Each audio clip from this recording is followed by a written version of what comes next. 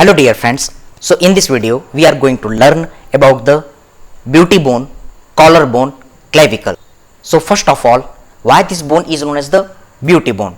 As you can see in this image that any model is considered as more beautiful when he or she is having prominent clavicle due to the slim trim figure, due to the zero figure which is running in the current era. That's why if there is the less amount of the fat in our body, then this collarbone clavicle becomes more prominent. That's why that particular model is considered as more beautiful. So this bone is known as the beauty bone.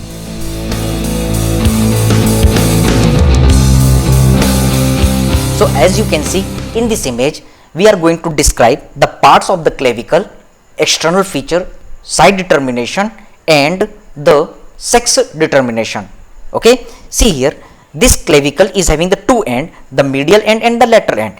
It is located here in the upper part of the thoracic cage. So the medial end is articulating with the manubrium or sternum. So this medial end is also known as sternal end or the medial end.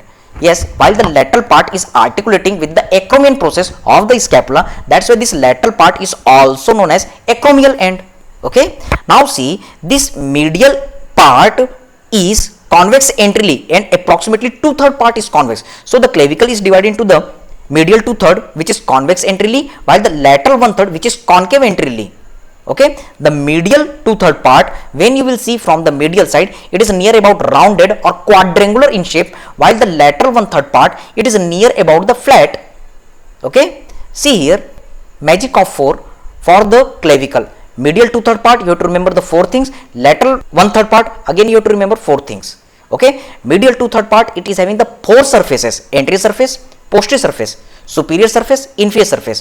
While the lateral 1/3 part, again you have to remember the 4 things: 2 border and the 2 surfaces. 2 border, anterior border, posterior border, superior surface, inferior surface. Okay, so these are the external feature. Now when you will see from the lower side, inferior view, then there is the one groove is visible. This groove is known as subclavian groove, which gives insertion to the muscle below the clavicle. That's why known as the subclavian muscle. Now see, the lateral 1/3 part along the posterior border, it is presenting one bony projection. This bony projection is known as conoid tubercle, and one another bony ridge is extending from this conoid tubercle to the lateral side, that is known as trapezoid ridge. Okay, so these are the conoid tubercle and the trapezoid ridge, which gives attachment to the conoid ligament and the trapezoid ligament. Combinedly both ligament, they are attached to the coracoid process of the scapula. That's why this ligament is also known as the coracoclavicular ligament, because it is attached to the coracoid process of the scapula. Okay,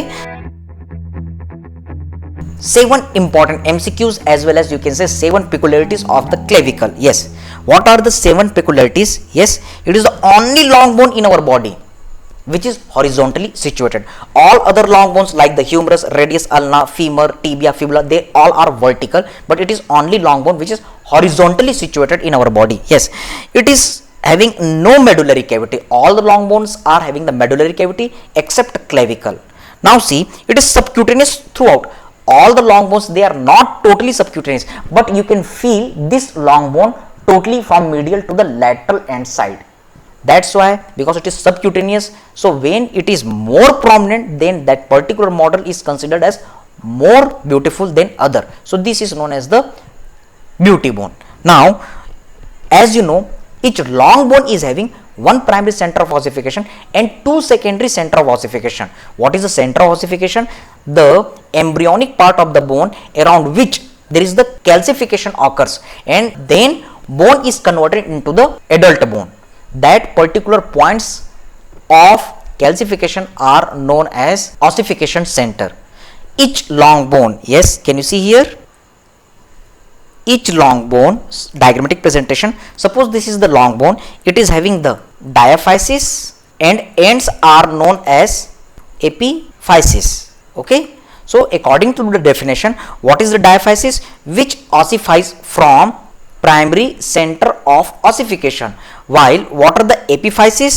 The parts of the bone situated at the ends which ossifies from secondary center of ossification. Okay, so in each bone there is the one primary center of ossification and two secondary center of ossification. Yes, one primary center of ossification and two secondary center of ossification around which the calcium are deposited, and finally they are fused together and complete bone is formed. So remember, each long bone presents with the one primary center of ossification except clavicle. Yes, clavicle is the example of only long bone which is having the two primary center of ossification. Now try to understand, actually this clavicle is not the example of single bone, it is the example of the union of the two bone. Okay, evolution is the answer. Initially when we were walking on the four limbs, quadrupedal gait, then this clavicle was having the two different bone. Medial 2/3 was separate and lateral 1/3 was separate. So each bone, each part was presenting with the one primary center of ossification. One primary center of ossification from the medial 2/3 and another primary center of ossification for the lateral 1/3. But later when we converted into the bipedal gait, both bones become fused together. So now it seems that it is having the two primary center of ossification, but actually it is the example of the two separate bone. So each part is having the one primary center of ossification, but now it became fused. That's why it appears that it is having the two primary center of ossification. Now correlate the same fact with this another MCQ. It is pierced by the nerve. As you know, it is pierced by the intermediate supraclavicular nerve. Yes, here is the clavicle. There are the three nerves above the clavicle: medial supraclavicular nerve, lateral supraclavicular nerve, while this another one is the intermediate supraclavicular nerve.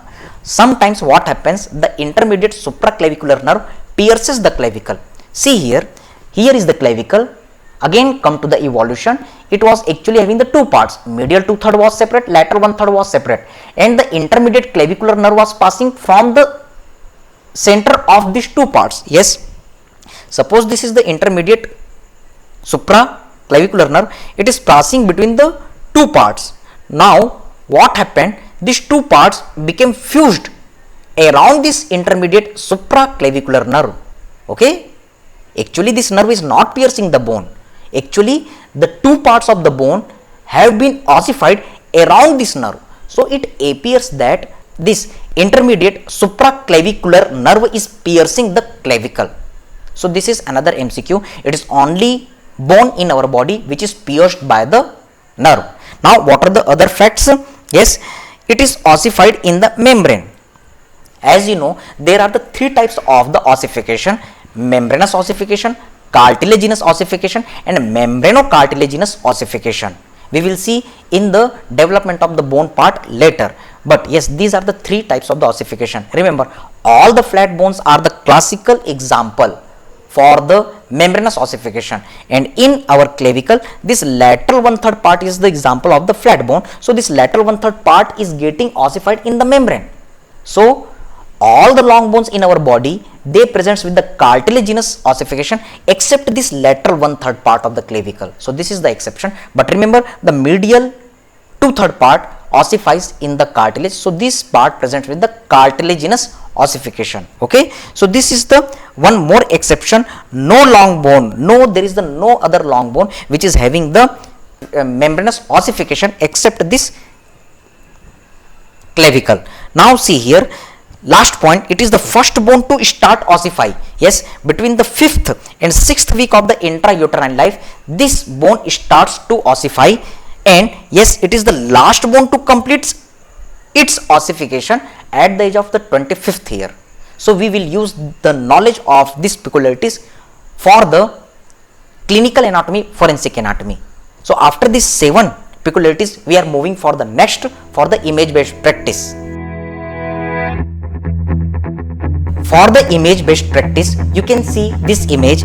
This is the superior view of the thoracic cavity. So these are presenting the vertebral column. The lateral one third is properly, but medial one third is dysplastic, not properly grown. So this condition is known as clavicular diastosis. Okay, there is the no proper development of the bone or no proper union of the two parts of the clavicle. Okay, so after this we will meet in the next video. So thank you very much, all the best.